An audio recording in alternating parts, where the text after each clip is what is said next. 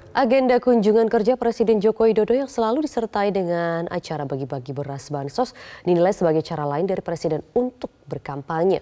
Sementara acara makan bareng dengan sejumlah ketum parpol dan capres Prabowo Subianto kuat mengindikasikan keberpihakan Presiden Jokowi di Pilpres 2024.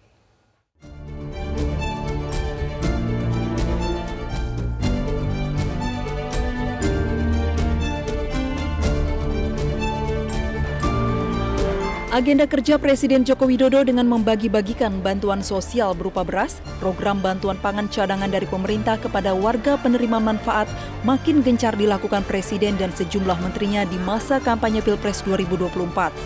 Seperti yang dilakukan Presiden Jokowi di Kabupaten Bantul, Daerah Istimewa Yogyakarta ini. Presiden Jokowi menyerahkan bantuan kepada 1.000 penerima manfaat dengan tiap orangnya menerima jatah 10 kg beras. Pemberian bansos beras periode pertama diketahui dimulai sejak bulan Januari lalu hingga Maret 2024 dan berlanjut pada periode April hingga Juni 2024 mendatang dan kerap didistribusikan Jokowi di sejumlah daerah di Jawa Tengah dan Yogyakarta. Keberpihakan Presiden Jokowi untuk paslon tertentu di Pilpres 2024 semakin kentara saat Jokowi makan bakso bersama Prabowo usai menghadiri peresmian geraha utama di areal Akademi Militer Magelang, Jawa Tengah. Meski kerap memperlihatkan kedekatannya dengan calon presiden nomor urut 2 Prabowo Subianto, namun Jokowi masih enggan menjawab secara gamblang soal arah dukungannya. Saya sudah diajak bolak-balik, tapi sekali lagi saya menyampaikan ketentuan undang-undang saja, undang-undang pemilu saja jarang.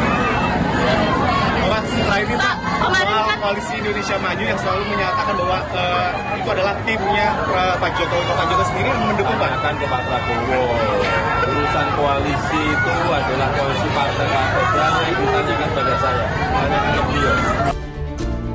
Pengamat menilai agenda bagi-bagi beras bansos dan kedekatannya pada paslon tertentu sebagai bentuk kampanye ala Presiden Jokowi. Pakar Hukum Tata Negara Zainal Arifin Mohtar berharap agar pernyataan Presiden Jokowi terkait netralitas ASN, TNI, dan Polri bisa dikonversikannya ke perbuatan. Nah, plus pada saat yang sama, saya tidak ingin hanya ucapan sebenarnya. Karena ucapan itu harus dikonversi, kata-kata itu harus dikonversi menjadi perbuatan. Artinya apa?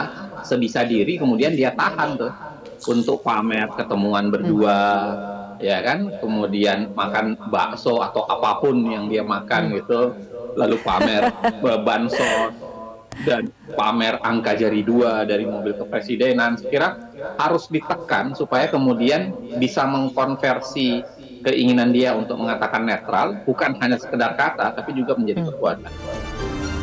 Juru bicara tim pemenangan nasional Ganjar Mahfud Ciko Hakim bahkan menilai apa yang diperlihatkan Presiden Jokowi akhir-akhir ini sebagai bentuk mundurnya sikap kenegarawanan dari Jokowi menjadi seorang politisi biasa. Siapa yang diuntungkan? Saya tidak melihat ini langsung otomatis menguntungkan paslon 2 bila dia berkampanye langsung. Karena ini masyarakat semakin ke sini justru melihatnya semakin agak muak dengan dipertontonkannya hal-hal yang sifatnya kampanye terselubung. Dan semakin itu dideklar dan ke depannya itu kita nggak tahu apakah akan ada masyarakat yang kemudian oh iya tegak lurus Jokowi artinya Jokowi udah 100% ke situ kita ke sana. Padahal kan sekarang juga masyarakat juga udah tahu vote Jokowi kemana. Nah yang ketiga adalah apakah yang dirugikan? Kalau yang dirugikan sudah pasti ada legasinya Pak Jokowi. Jadi ini Pak Jokowi semoga mendengar apa yang saya katakan di sini. Yang dirugikan untuk jangka panjangnya adalah legasi dari Pak Jokowi sendiri. Dia sudah dianggap yang tadinya masyarakat banyak berharap pada dia sebagai seorang negarawan, as a statesman. Sekarang sudah masyarakat semakin kesini semakin melihat bahwa dia adalah seorang politisi biasa yang hanya memikirkan pemilu berikutnya dan bukan memikirkan generasi ke depan bangsa ini secara keseluruhan, tapi lebih memikirkan generasi yang artinya adalah anak-anaknya. Dari Yogyakarta dan Magelang, Jawa Tengah, Tim Liputan Metro TV.